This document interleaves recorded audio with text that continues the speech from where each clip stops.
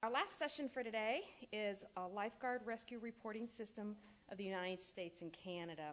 This system was designed to gather information about how lifeguards respond to all types of water-related incidences. The data from this reporting system is collected by our speaker today, Mr. Roy Fielding. He is a senior lecturer at the Department of Kinesiology at the University of North Carolina. He also is the program coordinator for the exercise science program, as well as the director of aquatics. Roy has served as vice chair of 2 MAC committees for the CDC. He has spent 12 years assisting the American Red Cross with a lifeguard management program, among a bunch of other accolades and accomplishments throughout his long career in the aquatic industry. Please help me welcome Roy Fielding. Thank you. Thank you. I think I've got it turned on now. Thank you so much. Great to have everybody here. I know it's late in the day and we're all trying to get out of here to enjoy some type of liquid environment as we move forward. Dan Jones over there has been talking about his shoes all day long, and we're going to be using those for taking the next cruise down the river as we go forward with this. They're quite large. Again, my pleasure to be here and talk about this lifeguard rescue reporting system and how this all came about. Just kind of move back in slides on this. There was an original meeting, and this was kind of the original Lifeguard Standards Coalition meeting. This was kind of the attempt to get something started. And this happened back in 2003 in St. Louis. And I represented American Red Cross. There was a staff person from Red Cross there. There was also USLA there, and also the YMCA. And we met in the YMCA facility there.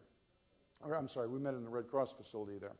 Now, what we did, and it was really an amazing process, we sat in this room for basically 2.5 days, and we came up with ideas. I mean, hundreds of ideas, and they were all put on poster boards, put on the walls and all that type of stuff, and we went through ideas of what we needed to look at, because there's a lot of things that we've done in lifeguarding for so many years that really didn't have any science, didn't have any basis to it. We just kind of made things up. You know, this sounds good, let's go ahead and do this. What you're finding out more and more as we go through, and it's hard for us that have been practitioners for quite some time to really absorb what's taking place, but they want evidence. They want data. They want this type of stuff to come in and say, this is why we're doing it this way. And so this group, again, hundreds and hundreds of stick'ems on the board and all that type of stuff, and we were trying to narrow it down to 5 different things on there. Now, again, these hundreds of ideas that they were going through, we were trying to eliminate things that probably weren't going to be possible for us to get into.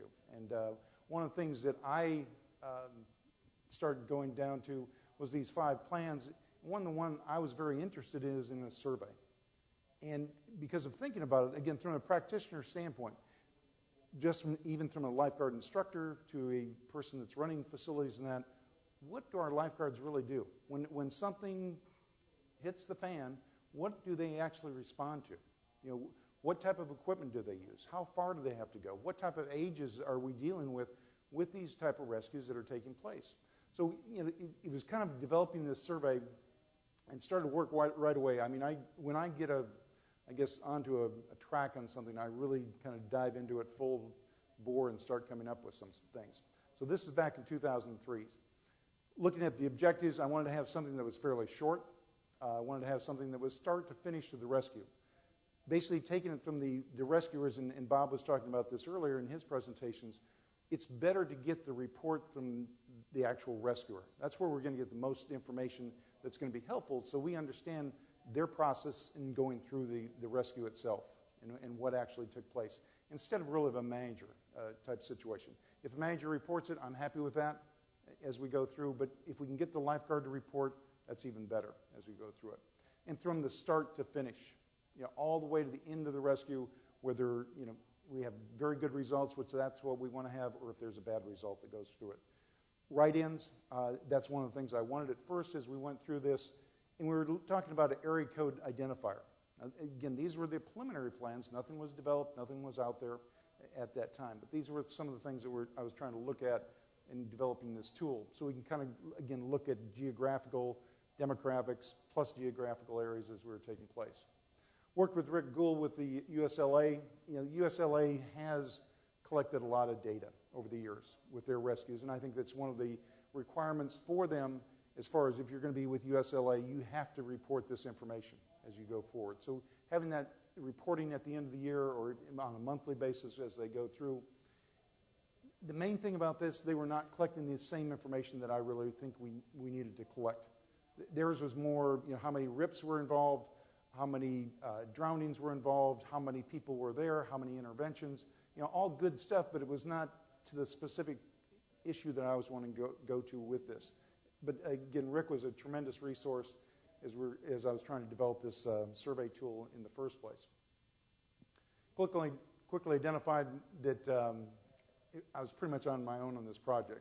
What happened with this original United States Lifeguarding Standards Coalition, and it wasn't even called that at the time, but this group, people had left positions, it kind of disbanded, other things happened. So I pretty much found out that I was on my own, and if I was going to do anything with it, I needed to do it myself. And so I started, again, working alone with it. University was helpful also in devising a survey tool with it. Had a lot of, starts, finishes, edits, changes, and as I went through the process with it. Kept working on it. Finally, in 2008, and this was the critical thing. This very critical to the whole success of this. I've been a Red Cross volunteer for well over 40 years. I started when I was like 2. And I was actually a lead instructor at 2 for infant preschool. And I really wanted the Red Cross to be behind this because I knew if I got their backing, this was going to be one of those critical things that could push it out to the masses as much as possible to get the feedback. And that was critical from my standpoint. If I was trying to do it alone, probably would not get the feedback that I would get it with it. The problem is, and again, the environment at Red Cross is one of those that is a tremendously large entity. And they have legal people and they have lawyers and that type of stuff. And you come and here's my suggestion, and we wanted to have area code identifiers. Nope. Some lawyers sitting there, no, we don't want to do that. We want to have open-end questions. No, we don't want to do that. And so I was kind of getting, pushback, but I still needed them and I still wanted them. And that's fine. Let's understand what the lawyers are going to be happy with to say we will endorse this or we will back this or we will be a part of this. That was critical from my standpoint. So let's make some adjustments we went through. First started collecting data in 2009. Again, this was information first getting it started. And it was more word of mouth, me sending it out to some of the folks in this room to help participate with this. Again, Dan Jones from Norfolk has been a tremendous supporter with it, getting it out to the folks in Virginia. But that was kind of how we got started with this thing, trying to talk to the people on the West Coast. Any type of activity I've been involved with was to get them involved and send it out to the folks that are, again, the practitioners to let their lifeguards know this thing is out there. And it was designed primarily to say we don't want to get lifeguards in trouble. We don't want lawyers to use this information. We don't want to cause any disruption that way, but we need this information. So it's critical for us to, again, leave that part of it out there as far as not identifying folks that are involved. Training agencies have developed programs over the years basically with no science, and that's what you're seeing more and more of, to have that evidence-based practice, the science. But what we found in a lot of cases is there's no science. So we've now had to start developing more and more of the science. If we can get universities on board, and a lot of folks that are in this room, if we can get you on board to start doing and looking at those research questions that need to be answered, that's going to be helpful to our industry. That's going to make things better as we go through. Working on a model aquatic health code. Catherine Scott, the chair of the Lifeguard and Bather Supervision Committee in the back here, one of the things we found out, and we're both from academic backgrounds, we know that we have to look at the science. We have to get the science in there to help us back up our decision making.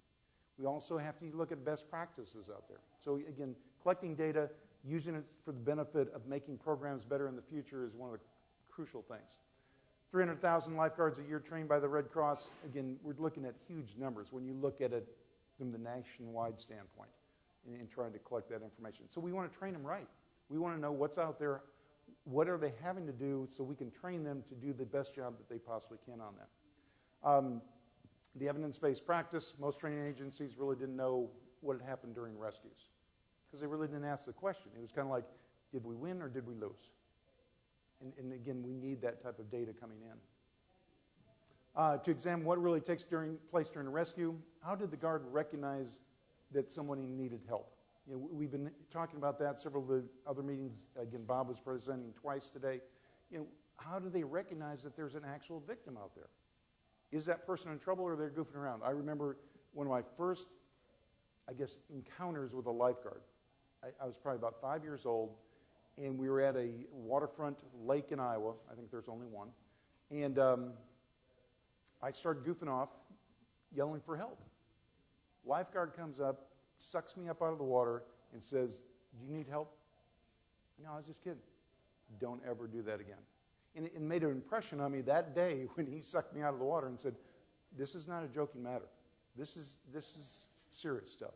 So again, put things in perspective for me in later life at a very early age as we were going through it. What equipment is needed? What equipment's out there? We know we're using equipment-based rescues down there, but some of the data is coming back and showing that guards are making swimming rescues without equipment. Well, but we're teaching with equipment. Do we need to address something else? If they're not using equipment in rescues, how do we need to change the training to make it better as we go through? Were other individuals involved? We're talking about single guarded facilities. We're talking about facilities, again, with the Model Aquatic Health Code that have no lifeguards. Do we need to have that person on that site that's trained? And it makes common sense to us. We need to have somebody, if you're going to have a pool or an amenity out there that includes a water feature of some type, somebody trained in first aid and CPR. It might not be a lifeguard situation, but that might need to come in play as we go through it. So were other people involved with this rescue the person made? Did they need help in this type of situation going on there? The first aid that was given and needed. One of the things, those of us that have, again, been practitioners for quite some time in the older Red Cross program, quite a bit of time was spent with deep water backboarding. Did it really take place that often? Did we have that many incidents taking place in deep water that we needed to spend that much time in backboarding? And a lot of the research basically proved it didn't happen that often. So again, research is going to help us modify our programs to make them better as we go through. How far do they have to travel to the victim? To me, this is one of the critical things. In our minds, are we sitting there going, the person has to swim 300 yards, 200 yards, 100 yards to go get a victim? How far do they have to travel on land to make the entry point? All these things, to me, are very, very critical so we can adapt our programs and we can adapt our facilities to kind of match up with what's taking place out there. SurveyShare.com is what I've used. There's a lot of Survey Monkeys out there, which is another one. There's a lot of different tools. These folks are actually based in North Carolina and been very, very helpful. They're a fairly young company. I started using them because the university had a contract with them. I ran into some problems that I wasn't getting data back kind of in the order that it should be. Very interesting, but they were they would call me back personally. "Roy, what's the problem?" We got on a kind of a first-name basis with the support people, and they would fix it and make it work very nicely for me. So it's very helpful to work with those folks that way. Original tool was called the Lifeguard Rescue Survey. Didn't think it was appropriate because it's really not a survey. We're trying to collect this information. We're trying to collect this data as we go through. So it changed the name to this Lifeguard Rescue Reporting System. And again, we're over the 1,100 rescues to date as we're going through the thing. I don't know where they're coming from. They're all over the country, I would think. It could be coming from one kid in one room that is real bored. You never know what somebody's doing out there. But that's the only way we can collect the information and again, keep it anonymous as much as possible on there. Now, this is getting into some of the results that we came through. And the nice thing that you're going to see with this is everything's on your, I think every one of you got a disc that is attending the meeting. All this information is on there. So, you don't have to write down notes and that. You can go back and review. But this is some of the stuff that we were dealing with. Where was the rescue at the time of the incident? This is my personal opinion. I like guards to be elevated. I feel guards can see better when they're elevated. And yes, there's some positions around pools and that they need to be moving. They can be standing in that. One thing I really don't like, again, from my personal opinion, I don't want guards sitting in a deck chair. Okay? The higher you get their eyeballs, the better they can see. You put a guard in a deck chair, to me, you're asking for serious problems. Guards need to be either standing up, the higher they get the elbow. Again, it's physics. We're talking about refraction and reflection. The higher I get their eyeball, if I can put them on the ceiling, they can see fairly well underwater if you have good clarity as you go through it. So the higher they get the eyeballs, again, the better. But it's looking at, again, the number of rescues that are made. Now, in the actual survey itself, and you're going to see this with this, I'm dealing with water parks and pools. The actual survey is actually asking open water, water parks, and pools. And when you go into your kind of your checklist at the beginning of the survey, the reason I've left off, this audience is primarily dealing with pools. And I know there's some people in here dealing with open water type facilities and that type of stuff. But what I've noticed over the last couple of years, the data has really dropped off as far as the numbers. And most of the numbers are coming in for pools. Yes, there's some coming in from the water park areas. But the key thing to me is the longer this study stays there, the more data we get in there, the more valid these numbers are going to be as we go forward. So having you folks go out there and help and get information coming back into the database is going to help all of us as we move forward. Anytime, again, if you have a question or if you see something out there that stands out to you that you want to ask about, I really would like to open it up to a discussion that way. If you're seeing something that just amazes you or if you have a question about it, please ask. Again, we got walking patrols. Sorry about that. We've got walking patrols. You've got patrolling a watercraft. As you can see, that was a question for the more of the waterfront or the open water people as we go through that. Already in the water, you assume more in the water park situations that they're going to be in the water, fewer in the pools, but there are some in there. Other, and you're going to see the other comments later on. And one thing, if you go to the hyperlink that goes with the survey, probably within the next week, if I can get everything settled down a little bit, I'm going to put all the reports on the website. So if you want to look at the entire report with all the comments in that, you can look at the entire report. So it'll be on the website fairly soon on that. Next one, again, to me, very, very interesting. How far did you have to travel on land to the entry point for the victim? Or the victim was on land as you go through it. Less than 10 feet. And again, if you start looking at these statistically, we can start knocking off, and this is probably abnormal, that kid in that room someplace putting in some numbers. But, statistically, you're going to start looking at this.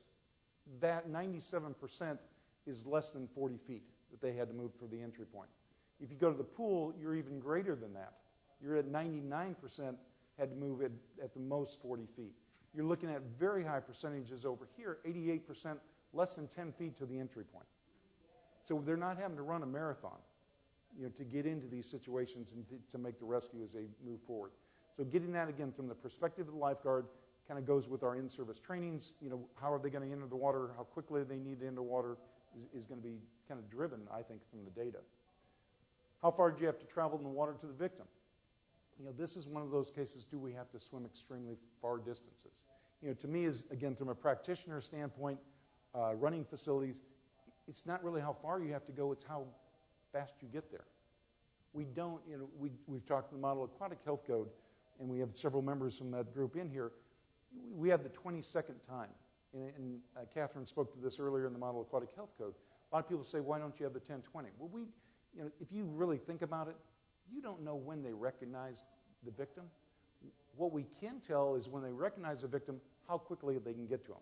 And that person might be on the surface, they might be on the bottom, but we're saying within that zone of patron surveillance that they're responsible for, they need to be able to get to that person, whether on the top or the bottom, within that 20 seconds. Because we don't want to do body recovery.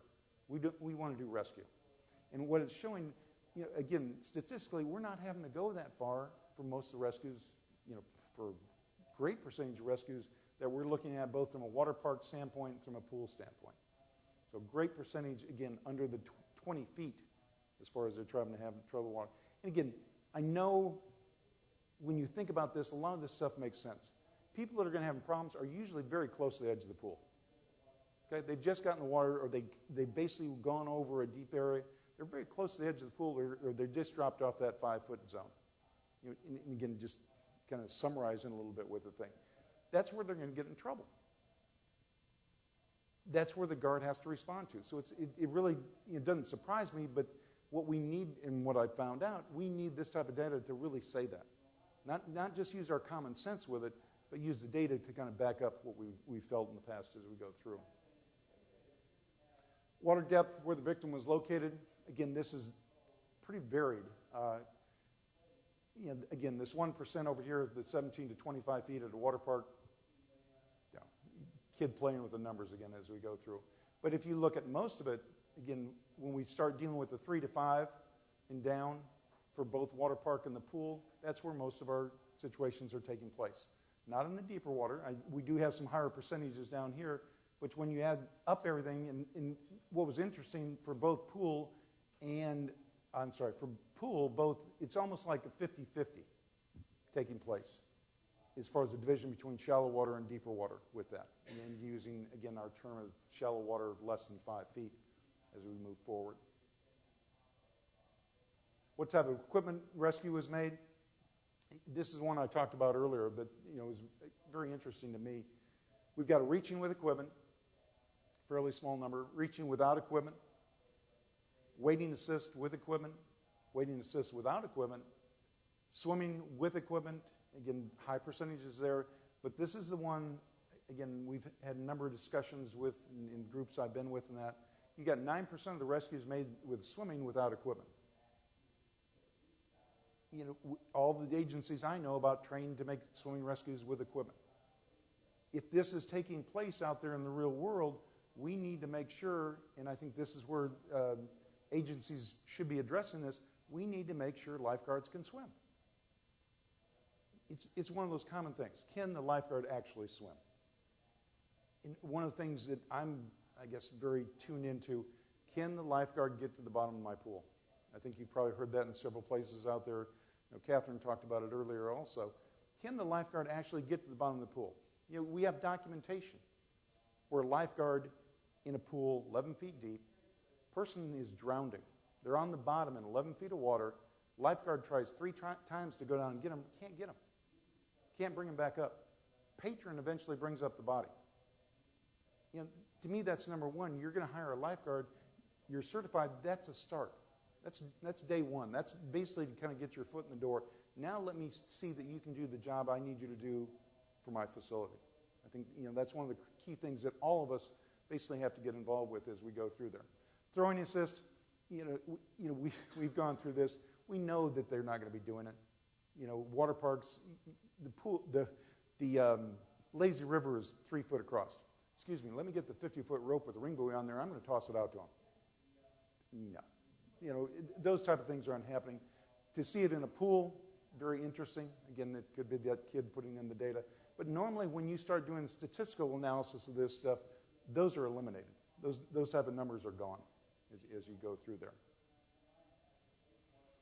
Equipment used, again, this one makes total sense to all of us. Again, none for both water park at 36%, pools at 26%.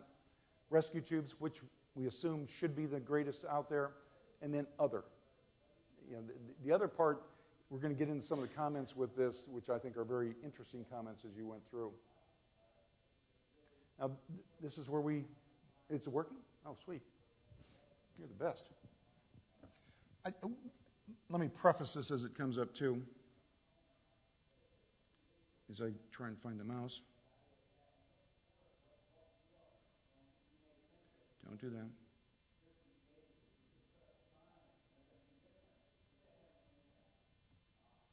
Working with the Canadians.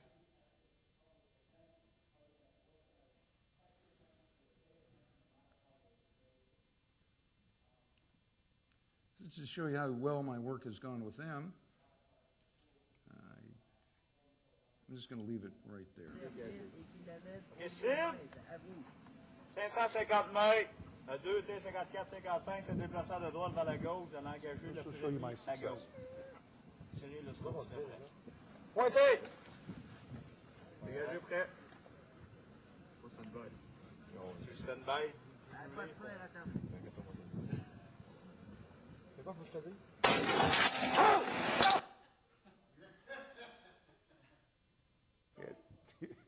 It's been great. What I did was I prepared a document for the Canadian Red Cross alone. this. And what the Canadians wanted, because of their situation in their country, I needed to prepare one in French and I needed to prepare one in English. I'm not real good with French. So I have prepared one. I have no results on it. Now, I could have offended the entire country. I don't know.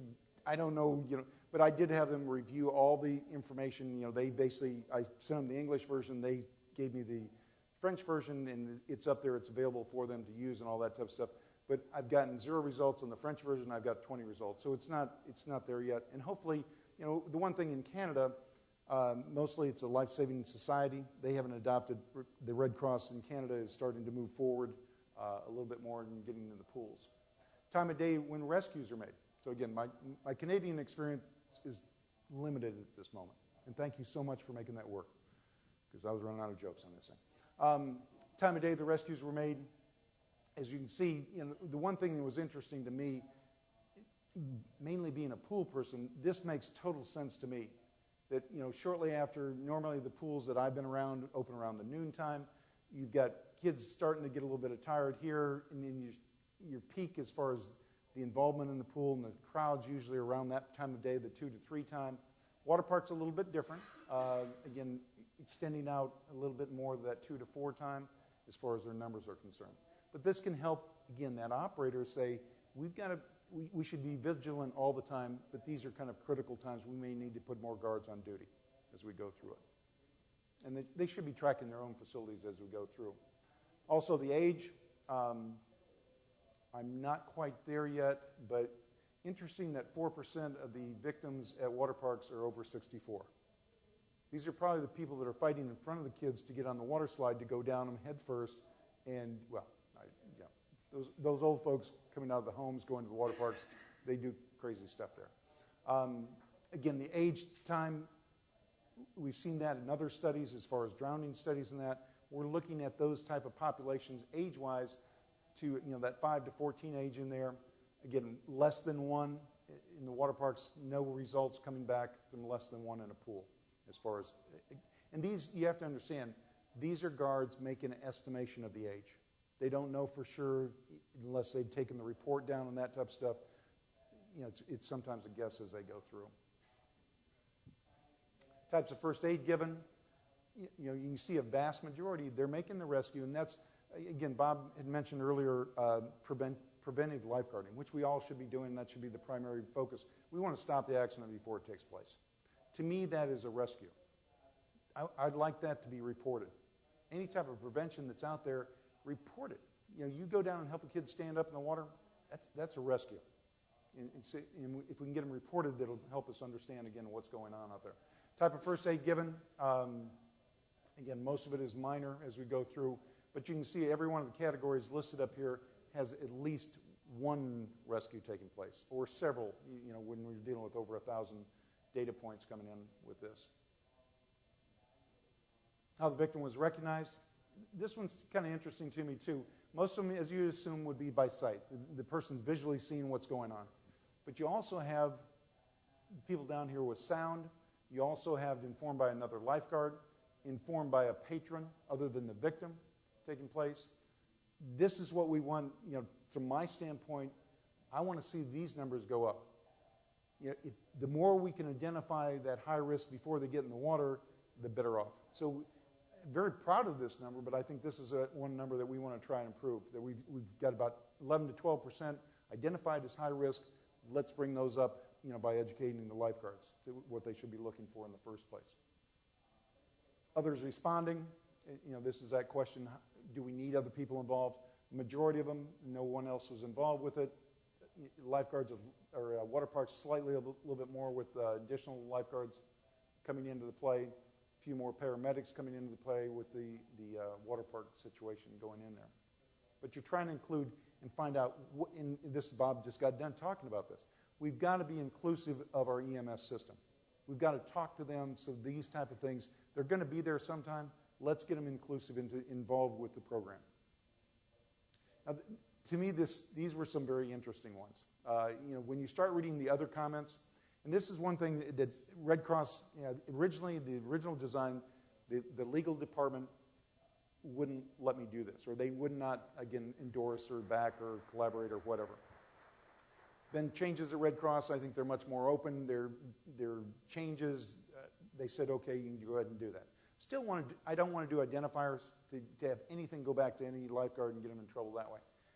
But if you notice some of these comments on this, again, type of aid given, it's amazing the quality of lifeguards we have and what they're able to recognize and move forward with as far as first aid treatment is concerned.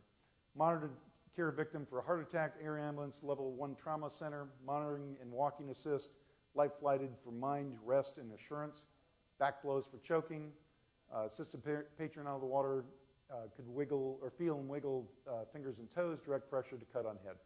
I mean, great work by our lifeguards. And we know some of these kids are 15, 16, 17 years old, doing a great job. Then it gets a little bit more intense as we go through. First aid given until lifeguards were informed that the victim may have a seizure, at which point EMS was called immediately, lie down, bend knees. I mean, they went into great detail saying these are our procedures, these are our protocols as we go through it. Again, very, very proud of them. Calm student who was panicked, requested that the patron wear a life jacket. Victim began throwing up water and then became lethargic. Checked victim, calm patient down. Parents counseled on dangers of flotation devices. All great stuff. I mean, these are, again, training that they've gone through. Self-indicated diabetic, glucose administered and monitored. Great lifeguards. Doing some wonderful things. They've gone through this type of training. Some of them have been very interesting also the other way. Okay?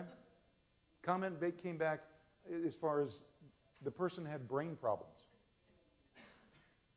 Okay, interesting. Watched her drive into rushing water, driving a Jeep Cherokee. Someone's big pickup truck brought me close and then became the anchor point. Interesting. This was, I went back and looked at this one a little bit closer. This was one of those open water ones, okay? But I thought it was so good I had to include it in. This is where a guy was, the beach was closed, they were having flash floods. Somebody drove their vehicle into that raging flash flood river. He basically had somebody with a big truck come out so he could go out and make the rescue as he was going through the thing. We've never seen this, loud, obnoxious, just prior to entering the water. Never. I mean, we don't have those people. Nobody drinks before they go to a pool or a water park or anything like that, or the beach. Nobody. Had just been warned. Repeated the same action when hurt. Okay? Here again, I would guess this person was probably older than the lifeguard. Didn't want to respect the lifeguard, okay, as they went through it. Individual suffered mild MI. That's a pretty dang good lifeguard. They go into medical school, they went to medical school, just got their residency, but they're doing part-time work as a lifeguard as they're going through that. Was alert breathing when attended by lifeguards, slapping on back to aid in removing water from lungs. Nice. Medical breakthroughs happen every day. Let me pat you on the back. Water's going to come flying out of your lungs. I'm sorry. Dr. David Markinson, I'm on the Scientific Advisory Council for American Red Cross. At the last meeting we had, which was in June, he said some very nice comments about this work that I'm doing with this survey. And one of the things they're trying to develop, the Scientific Advisory Council has folks working on first aid, CPR, preparedness, disaster health, nursing, and it's all, I'm very humbled to be on the group in the first place. Very outstanding individuals in research, medical fields, just amazing people. Well, this group is designed basically to say to the Red Cross, these are the things we should do in first aid. These are the things we should do in CPR. These are the things we should do in aquatics, but it all has to be evidence-based practice as we move through.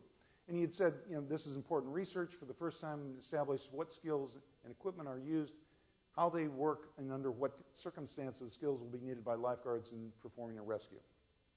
Went on, traditionally, lifeguarding training and education has been based on best estimates of what is needed.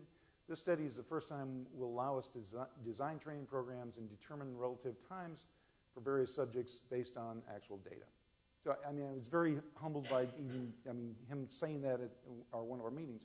And you have to understand, these are world-renowned researchers that are going through. And those are what they're talking about doing is looking at this for first aid response, getting data back from first aiders doing that type of information. People are working with, again, from AEDs to CPR to try and get those type of information and that data collected. Future work, hopefully a little better connection with the Canadian folks, with the Red Cross.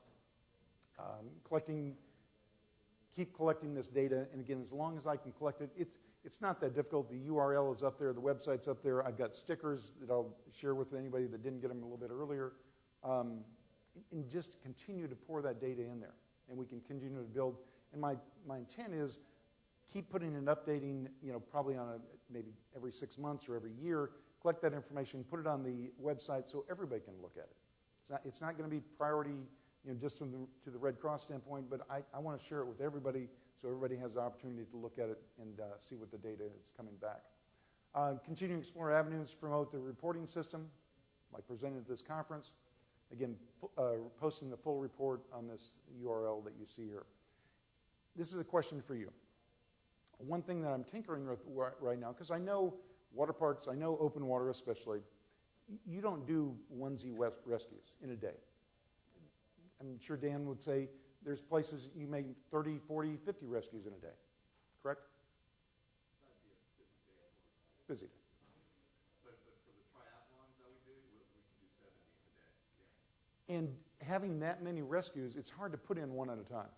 What I'm thinking about doing is trying to, and this is basically asking you if this would be a good idea, trying to put in a weekly log where you could put in all the rescues made in a week in basically one sitting. And, one time putting it in there. A monthly, where you could put that in. Would that, again, from the practitioner standpoint, would that be a better way to go? I'm still going to have the singles, but have opportunities to kind of branch off weekly, monthly reporting. Good? Okay. Here's a sticker. Again, I've got several of them. My wife is very particular about decorating things. She actually put one on our vehicle. That's after she ran me over and said, hey, make a rescue, make a report. It was just a bump. She didn't run me over very hard.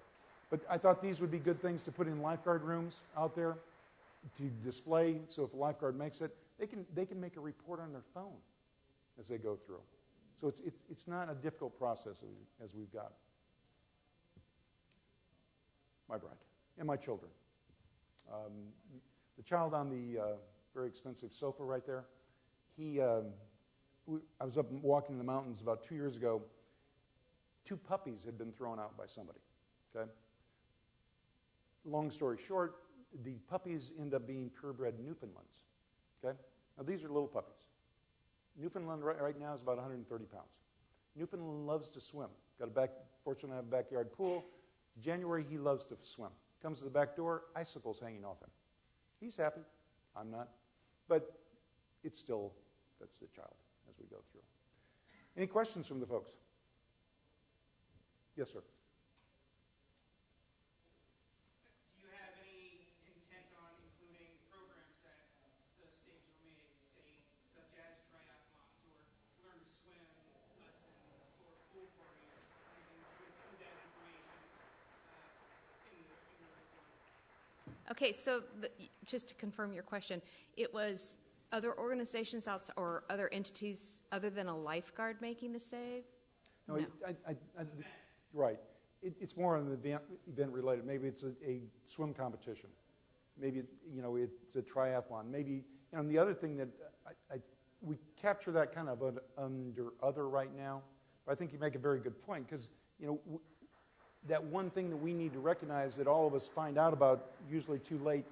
One of the most common rescues are being made or should be made when we have that special group come to the pool, when we got daycares coming in, when we got small children in a group being watched by maybe 1 or 2 adults. We need to know that information and how to react to that. We as facilities need to be prepared in the first place. So putting a caveat with that, it's really no problem as we move forward. Yes, sir. Indicating who's actually making the report, if it's the lifeguard making the report, or maybe it's a bystander that witnessed the event making the report, and then seeing the commonalities between those 2 reports. Could you repeat the question? You want me to read? Yeah. Okay. The question that I received is basically about delineating between who's making the report, whether it's a bystander making the report or the lifeguard making the report. Right now, I'm trying to get just the lifeguard, because that's going to be more helpful to the training agencies from their view, because they're training those. We're not training, it'd be nice if we could train the patrons, and bystanders out there, but this is going to be more from that standpoint. Whatever information we can get is great information. I can't delineate who's putting that information in there, but most bystanders are not going to get this URL. What I've sent it out is people I know. Dan hopefully sent it out. Well, I know he sent it out to all the people in Virginia. From his standpoint, I train, all the acquaintances I know. We're trying to broadcast it out there to people that are dealing with facilities as we go through. Sir. You mentioned that you have results of 20 surveys out of Canada. How do they compare? 20 rescues. Yeah, Yes. how do they compare with the survey results in the United States? Could you repeat that? In comparison to the 20 rescues, the question is about 20 rescues in Canada that I do have compared to the United States. Most of them were done when the rivers were iced over, so there was no no, just kidding. There's not enough data to really make that comparison, because when you start dealing with 20, 2 can make a big swing on what's going on. But remember, going through those, I don't see anything drastically different. And this is what I've noticed too, is when you start out, let's say I get my first 50 reports and I start looking at the trends. The trends over the last couple of years haven't changed that drastically, and the more data you get, it's not going to change that drastically unless there's a specific weirdness going on as far as the data reporting. So I can't give you an exact answer on that, but I didn't see anything abnormal. One thing Canada does in their reporting is they want to identify what province the report's coming back from. They also want to identify water temperature, especially in their open water situations. So it's a little bit different than what we do for the United States. Other questions? Yes, ma'am. Do you survey the guards on their gender or age or nationality or any of that? The question is related to, is there any identifiers as far as gender, age, race, anything like that as far as the guard making the rescue? And it's not. To me, whoever makes the rescue, that's good. I don't care if it's male, female. Whoever we train is properly trained and they're making rescues, that's great as we go through it. Dan. Could you advise us how long it typically would take somebody to complete the survey? I would say it can be done in probably, if you have the information. And I usually, and I'm trying to remember on the website itself, there's actually a kind of a cheat sheet that you can print out that you can actually make your report on before you even enter it. And that way it goes a lot quicker. So once you get into it, if you've done that, we're talking less than a minute.